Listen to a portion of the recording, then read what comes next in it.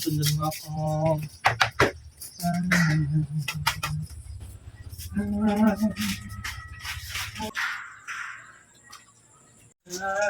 Ano yan?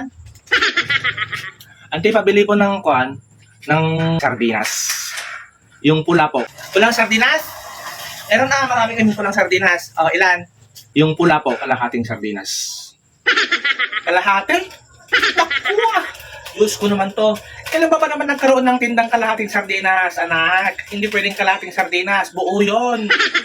O, kung bibili ka ng sardinas, buo dapat hindi kalahati. Eh, paano? Masisira yun. Walang bibili. O, anin ko yung kalahati. Saan naman oh? Pwede naman kung kalahating asukal, kalahating asin, kalahating buting manteka. O, bakit hindi pwede yung sardinas na kalahati? Sige natin, yun lang yung budget eh. Diyos ko. Alam mo anak, kung wala kang budget, problema mo na yun. Hindi ko na problema. Kalahating sardinas. Kailan pa ba naman nagkaroon ng tindang kalahating sardinas, anak? Naku, si tita naman oh. Kalahating sardinas nga lang pinabili ni nanay eh.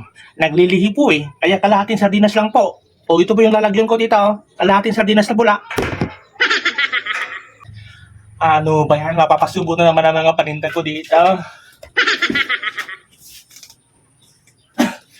Oh, hatiin natin nga rala. Oh, tingnan mo mabuti. Bilangin natin ng laman.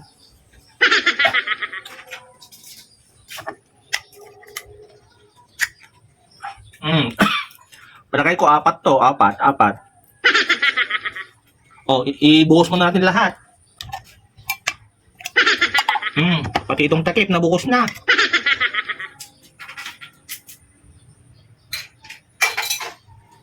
Oh. 1, 2, 3, 4, 4. Oh, so, tigda-dalawa tayo ha. Isa. Dalawa. Oh, isang sabaw. Dalawang sabaw. Tatlong sabaw. Apat na sabaw. Oh, ito. Sa'yo na. Salamat po, tita. Ito ba yung bayad? Balikan ko na lang po mamaya kasi nagmamadali si nanay. Kakain na raw po kasi. Tingin po, tita.